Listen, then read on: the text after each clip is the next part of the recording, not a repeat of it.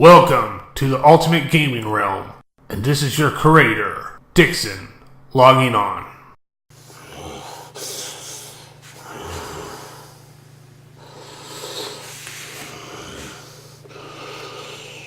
Oh man. Yeah, my high school days suck. Getting held back for 3 extra fucking years. And well, the first 3 years are normal. The last 3 years are god awful diarrhea. Taking my frustrations out on shitty games involving school, such as Funday, even though that's based on a crappy religious game that doesn't even have any references to the Bible. It was also a clone of original supposed crappy adventure game, such as Menace. But the thing is, I try to make the best of it as I can. My high school years, I had a better beginning and a worse ending of depression. But with these two games, I actually reversed them too. I started out with the fucking reskin game, then I ended with the original game. At least the original one had a chick going pretty much half naked, which I believe a licensed NES game wouldn't be capable of doing. Well, both games are unlicensed shitty games anyway. And I recently re-edited both of those 2 episodes into one, since they're both the same fucking game. I actually did Funday at the beginning of the school year, and at the end of the school year I did Menace. And I recently remastered both of those 2 into one episode recently by undoing the Ultimate Gamer title to the Ultimate Gaming Realm as my personal self. But I still have that word maniac in me as a title, because I can be a maniac at times in some ways in videos. But enough about those 2 games. There's another shitty school game I need to think of. Angry Video Game Nerd kind of got me to do my own ideas for those 2 games I mentioned. Let's see what else he did. Right now,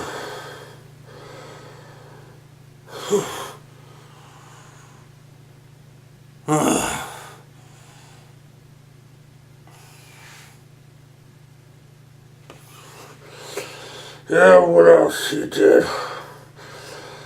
A game called... Yeah, he did tons of shitty games. I need to find one that he did based in the school so I could take my frustrations out on. Or at least try to make something good of it, to make it better than my worthless high school years, or any of my school years I had in my day.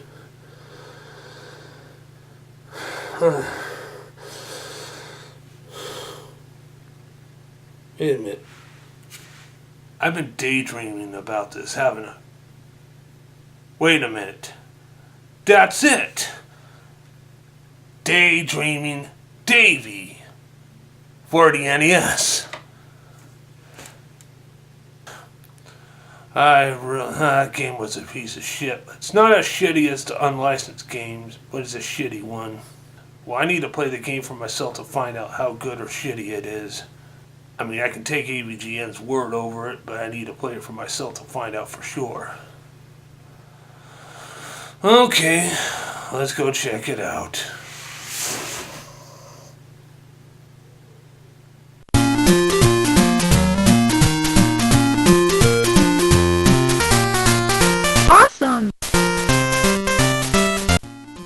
Dreamin Davey was released for the Nintendo Entertainment System in June of 1992, developed by Sculpture Software, who was the genius of making and boosting the difficulty level up our asses with the Star Wars trilogy games on the Super Nintendo, and published by HAL Laboratory. Published by HAL. HAL Laboratory is normally a developing team for many Nintendo franchises, such as Kirby's Adventure or Kirby's Dream Land series, Super Smash Bros. Series, and Mother, also known as Earthbound. So HAL for this game was a publishing team for Dreamin Davey. So the employees from both HAL Laboratory and Sculpture Software must have been daydreaming about something else while working on the game. So that can be the motive of the game being flawed all around. I mean, not completely all around, but most likely all around. I'm going to be as quick as I can with this review, starting with the pros. The music in the game's not bad. The password system's quite simple, with a 5-letter digit. At least they got that right. And I also like the concept of falling asleep during class and entering a fantasy world where you enter medieval times, the Wild West, and Greek mythology. And this game would have been good. Only if the game wasn't so fucking flawed. And what they have on their mind between the fantasy world and reality for a story doesn't make any sense. I mean, you will revisit these sceneries constantly for different purposes in order to advance, and so on and so on. Now let's talk about the gameplay and controls. And boy, they suck. Both weapons do attack. You can set each weapon for A and B if you have any weapons. And to jump, you have to press A and B together. Like I said, the controls suck. Now, as you can see, enemies come out of nowhere and constantly keep respawning, let alone they can walk through trees. The game's fucking glitchy. The graphics are not good. The level design's not bad, but the graphics are not good. I'll tell you how the story starts out as. Outside before class starts, this bully with a lumpy dick nose comes at you and steals your pencil. And Davey gets pissed. So the next thing he does is enter his dream into the middle-aged world and go through mazes and battle hordes of glitchy respawning enemies like swordmen that look like old dwarves. Really, they are a lot more smaller than you, but they still can attack and take damage. And there's also birds that comes and shits on you. Well, at least I think that's what they're doing. Well, with these horrible graphics and poor designs, it's pretty hard to tell. The big boss in this dream sequence is a large knight named Lumper. Yeah, that's what the bully's name is, Lumpy. And Lumpy's supposed to be Lumper in his dream. Depending on if you found the next powerful sword up, he can be pretty easy to defeat. And once you defeat him, you get the lance, which takes you out of your dream, and the lance that you required from the dream turns into a pencil, which means you got your pencil back. I'm out of here. So that's what the dream's all about. Going through a battle to get back a doggone pencil. Unbelievable. I'm not saying this is any stupider than that adventure from Sunday Funday, but this dream's pretty stupid too. I mean, I would understand if he stole your Walkman or your lunch money or jewelry from your girlfriend, and that's something I would take it to the high priority level. But a fucking pencil? Come on, man. You can get plenty of pencils on campus. Like, ask a teacher or ask a different student if they got a spare pencil. Tell the teacher that some asshole just stole the pencil. You can ask the teacher, you can borrow one. I'm pretty sure the teacher will accept it. Unless if there's something really special about that pencil. Is it magical? Does it have powers? Who knows? There must be a reason why he's desperate to get that pencil back. I don't think he wants any other pencil. He wants that one. Well, it's gotta be something. I don't know. Come to think of it, I also think Lumpy the bully also knows something about that pencil. Above all, Lumpy, known as Lumper in the dream, got his ass kicked by Davey, and Davey got his pencil back. Anyway, after you recapture your pencil from Lumpy, the bell rings and you enter the class late, and the teacher nags you to pay attention and get ready to draw, which I can tell this class is actually an art class. Then he falls asleep entering the world of Wild West. Now, I don't think this is a good class to fall asleep to, because art's usually a fun class. Classes like math or any classes that has an asshole teacher, that's something worth falling asleep to. Now that you're in the Wild West, you're equipped with a lasso so you can hit cactuses, skulls, so you can find gold, ammo, and other stuff, like anything that will refill your health or something. Plus you can kill snakes and outlaws with your lasso. Of course you can buy pistols and rifles, and you can find dynamites. But dynamites don't do a whole lot in this game. Plus you can also use stuff like gold, snakeskin, and other shit you find to trade in for the money so you can buy guns, ammo, or anything that can refill your health, or anything that's needed for your adventure. Eventually you will run into the main outlaw for a showdown, and the outlaw also looks like he's got a dick for a nose. Well, the tip of his nose looks like it's being rubber band. His nose looks more like a dick than the other guys did. Anyway, the showdown turns into a mini rail shooter part, where you have to shoot the gun out of his hand. Yes, out of his hand. Unfortunately, you can't kill him. You can try shooting him elsewhere, but it doesn't work that way for some oddball reason. I mean, even though if you get him anywhere else, he'll kill you. So the only way how you can defeat him is shoot the gun out of his hand. So I think the sheriff actually wants this guy in alive. After you've taken care of the outlaw, you wake up from the dream. You end up with a squirt gun in your hand.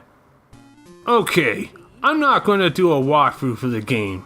Besides, Angry Video Game Nerd already did that. And I already said I'm going to be as quick as possible with this one. I'm not sure if this is going to be a quick review or not since I already went overboard. I haven't yet mentioned that the game can also be very frustrating and very confusing, because all they do is just throw shit like respawning enemies and with non-playable characters give you false leads. And the gameplay does not follow the laws of physics. And all you do through the game is return constantly back to the same dream for a different objective. And it's fucking mind-numbing and repetitive, let alone a waste of fucking time. And as of now, personally, I don't got too much time for this bullshit. So I'll tell you a little bit more what happens until I decide to draw the line. In one dream, when you wake up after you require a sword, it turns out that you required a fucking ruler. What's the ruler for? Probably in high school, the ruler would be used to measure the size of your penis, so you can prepare to get laid in a dream with a hot chick. I don't know. First of all, a pencil, now a ruler. Damn, my fucking cold's catching on. I should stay home from school today. Another thing to address is that you will run into something that's most likely a death trap. Well, a death trap until you know your way around after you fuck up a bunch of times. And it's also one of the most annoying things that I came across. It's when you enter a gateway to hell from the Greek mythology dream. As you can tell, the ground looks completely identical, so I'm assuming it's safe to walk on. If you can walk on one part, you can walk on the other. Right? Wrong answer. It turns out to be like a quicksand death trap.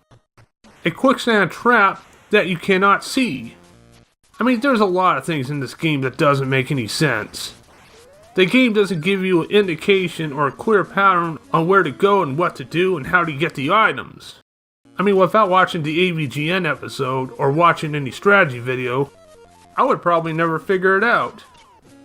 But then again, there are a lot of games from the NES library are pretty common games that do require strategy. And sometimes during that era, it requires a bit of strategy advice from books or magazines like Nintendo Power. Especially good games like Zelda. And with games like Zelda, it makes more sense.